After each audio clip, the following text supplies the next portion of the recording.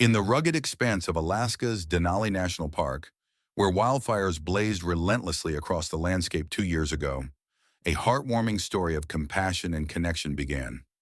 Ranger Elias McKinley, a solitary figure hardened by the demands of his job, had been awake for nearly 40 hours, battling exhaustion as he patrolled the scorched terrain. The air was thick with the acrid smell of charred pine, and the sky glowed with ominous streaks of gray and orange. Amidst this devastation, a faint rustle near a blackened tree stump caught his attention. There, nestled in a circle of ash and debris, was a tiny grizzly bear cub, no more than 5 months old. Its fur was matted with soot, its wide eyes filled with panic, and its left front paw trembled from a painful burn. Elias's heart raced as he crouched low, his voice steady and soothing. "Hey there, little guy. You're okay now. I got you." Unlike the majestic, unpredictable grizzlies he'd encountered before, this cub, later named Takakota, meaning friend to everyone in Lakota, didn't growl or flee. Instead, it stared at Elias with a quiet need, a spark of trust that felt almost otherworldly. Against strict protocol, which cautioned against rangers transporting wild animals alone, Elias made a split-second decision. He wrapped the trembling cub in his fireproof jacket and carried it 3 miles through the smoldering wilderness to a temporary camp. All the while, he whispered words of encouragement he barely understood himself. "You're a tough one, huh? Look at you holding on." That night, as helicopters roared overhead and fire crews battled walls of flame, Elias sat by the medical tent, watching over Takakota. The cub, now bandaged and sedated, dozed fitfully, its small form a stark contrast to the chaos around them. Dr. Mara Santos, the lead biologist, remarked, "He's lucky you found him." But Elias, his eyes fixed on the cub, replied softly, "I didn't find him. He found me." Over the next 4 months, Elias visited the Wildlife Rehab Center every weekend, drawn by a pull he couldn't explain. At first, Takakota was cautious, keeping his distance. But gradually, the cub began to approach, nudging Elias's hand or rolling onto his back in a rare display of trust. Rehabilitation rules forbade such bonds, emphasizing the need for wild animals to remain detached, but the connection grew anyway. On a snowy morning, Takakota limped to the enclosure's fence, laid his head near Elias, and let out a soft huff. Elise responded with a low whistle, a silent call and answer that became their private code. Though spring brought the inevitable decision to release Takakota back to the wild, the night before his departure, Elias lingered by the fence, whistling one last time. "You'll forget me," he whispered, "and that's okay." Takakota's amber eyes, however, held a knowing gaze, hinting at a bond that would endure beyond the wilderness. In the untamed wilderness of Denali National Park, where the scars of wildfires lingered like silent witnesses, Ranger Elias McKinley carried the weight of a memory that refused to fade. 2 years had passed since he released Takakota, the grizzly bear cub he'd saved from a fiery inferno, back into the wild. Stationed at his remote post on the park's northern edge, Elias rarely spoke of the bear, adhering to the unspoken rule that wild creatures were not companions, but fleeting charges of the land. Yet some nights when the wind whispered through the pines and the stars burned bright, he swore he heard a familiar huff or glimpsed amber eyes watching from a distant ridge. These moments, though unspoken, tethered him to Takakota, a bond he buried deep within his solitary routine. Life in the park marched on, poachers to track, tourists to guide, animals to monitor. But the fall brought a surge of grizzly sightings near the eastern ridge, Takakota's old territory. Among them, one report stood out: a massive, solitary male grizzly, weighing an estimated 600 pounds, with a distinctive scar across its left paw, was circling ranger stations. Unlike others, this bear avoided conflict, yet lingered as if observing, prompting Dr. Mara Santos to speculate it might be a released bear straying too close to civilization. Driven by a mix of duty and hope, Elias ventured alone into the high valley, his boots crunching through fresh snow as he trekked 3 days through bitter winds and icy creeks. He carried a rifle for safety, though he vowed never to use it. Setting up camp in a clearing near the tree line, he waited under a starlit sky, the glow of a small fire, his only companion. Around midnight, a low grunt pierced the silence not far off. Elias stood, extinguished his lantern, and held his breath as a massive figure emerged from the darkness. Broad shoulders, deliberate steps, breath steaming in the cold. The grizzly's eyes caught the firelight, locking onto Elias in a long, breathless moment. Then came a sound, a soft, familiar huff. Elias's heart pounded as he raised his fingers to his lips and let out the low, slow whistle he'd used 2 years ago. Once, twice. The bear didn't charge or flee. It huffed again, then sat, its 600-pound frame still as the snow around it. In that instant, Elias knew. This was Takakota, now a formidable adult, his scarred paw and weathered face unmistakable. The reunion shattered every expectation, defying the belief that wild grizzlies, especially adult males who'd tasted independence, could only act on instinct. Takakota's recognition of Elias, responding to the whistle with a stillness that spoke of memory, cracked open a flood of emotion in the ranger. As they sat, separated by mere feet and 2 years of silence, the firelight cast shadows like old ghosts, proving that in the vast Alaskan wild, a bear could remember the man who saved him, challenging the very laws of nature. In the frost-bitten heart of Denali National Park, where the wilderness stretched vast and unyielding, Ranger Elias McKinley stood face-to-face with Takakota, the grizzly bear he hadn't seen in 2 years. Their reunion, marked by a familiar huff and whistle, was a miracle that defied the laws of nature. But what unfolded next elevated their bond to something extraordinary. As dawn broke over the snow-draped clearing, Takakota, now a 600-pound titan with a scarred paw, rose and turned toward the forest, pausing to glance back at Elias. It wasn't a farewell, but an invitation, a silent urging that stirred something deep within the ranger. "God help me, this is insane," Elias muttered, slinging his pack over his shoulder and following the bear into the unknown. For 6 miles, Takakota led him through a labyrinth of winding paths only a creature born of the wild could navigate, over rocky ridges, across ice-locked creeks, and through forgotten ravines. The crunch of snow underfoot was the only sound, a rhythmic pulse in the near-silent trek. Elias, his breath steaming in the frigid air, wasn't sure what he was chasing, closure, wonder, or truth, but he trusted Takakota's deliberate steps, each one heavy with purpose.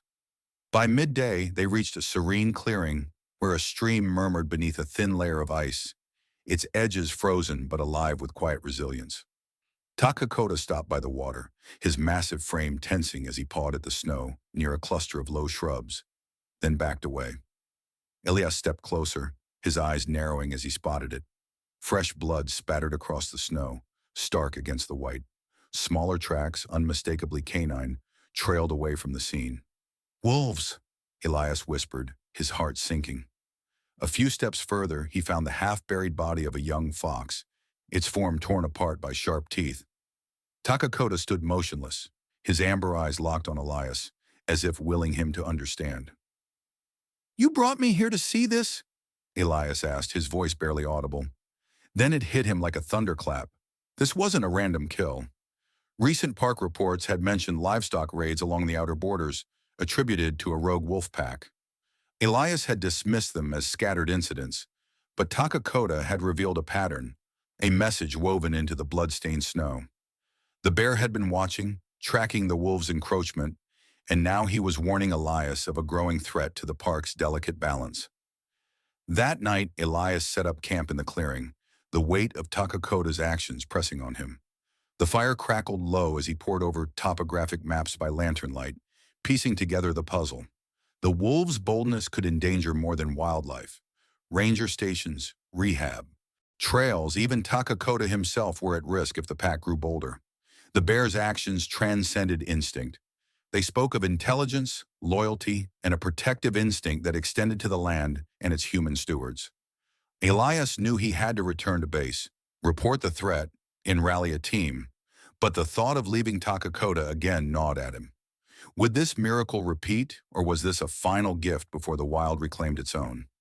As he packed his gear, Elias glanced at Takakota, who sat sentinel-like by the stream, his gaze unwavering. The bear had led him 6 miles to deliver a warning, not for his own survival, but for the sake of the park and its people. In that moment, Elias understood. Takakota wasn't just a grizzly. He was a guardian of the wild, and their bond was a bridge between man and nature, forged in trust and sealed by a shared purpose to protect.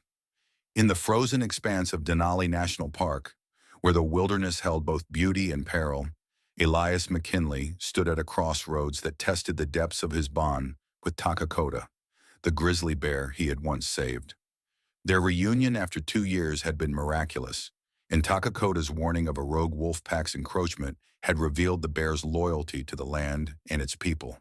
But the fragile peace of that moment shattered when Elias, driven by an unshakable unease, ventured deeper into the high valley. The snow fell thicker, the wind howled like a warning, and every step felt heavier with dread. Following a trail of broken branches and claw marks etched into birch trees, Elias stumbled upon a chilling scene. A patch of earth torn apart, snow-stained crimson, and tufts of dark fur caught in the bramble. Wolf tracks, 5, maybe 6, circled the area, but at the center were deep, wide claw prints, unmistakably Takakota's. The ground told a story of a violent, desperate battle. Elias fell to his knees, touching the half-frozen blood, whispering, "No, you're not gone. You're still fighting." His heart pounded with a mix of fear and resolve, knowing he couldn't abandon the bear who had trusted him. Pushing beyond the limits of regulations and exhaustion, Elias pressed deeper into Takakota's territory, his body screaming for rest but his spirit unyielding. Just before dusk, a low growl pierced the air, followed by a sharp, agonized yelp. Creeping toward the sound, rifle in hand, not to harm but to scare, Elias reached a narrow, ice-slick gorge. Below, 4 wolves circled a massive slumped form in the snow, blood matting its flank. Takakota, barely alive, his side torn open and leg limp, roared with defiance, swiping at the lead wolf with his uninjured paw and sending it sprawling. The pack tightened their circle, but Elias acted without hesitation. He fired a warning shot into the air, the sound shattering the stillness. The wolves froze, ears twitching. 2 more shots, and the pack scattered into the shadows. Scrambling down the icy slope, stumbling twice, Elias reached Takakota's side. "Hey," he said softly, dropping to his knees. "No, don't you do this." With trembling hands, he pulled an emergency kit from his pack, cleaning the wounds and packing gauze against the bleeding, whispering the same words he'd used years ago. "You're okay now. I got you." Through the night, Elias fought to keep Takakota alive. He built a small fire, its warmth a frail shield against the deepening cold, and wrapped the bear's wounds with thermal cloth. Staying awake, rifle across his lap, he kept the wolves at bay, his own body heat bleeding into the space beside Takakota. The bear's labored breaths and faint groans were a lifeline, and when Takakota's head shifted slightly against Elias's leg at dawn, hope flickered. "If we make it through this," Elias whispered, eyes burning, "I'll never leave you again." For 2 days he remained by Takakota's side, melting snow for water and foraging meager scraps, dressing wounds that refused to close as infection crept in. Knowing they were 20 miles from help, Elias made the grueling hike to the range. In the thawing wilderness of Denali National Park, where the scars of wildfires and battles lingered, Elias McKinley faced an agonizing truth.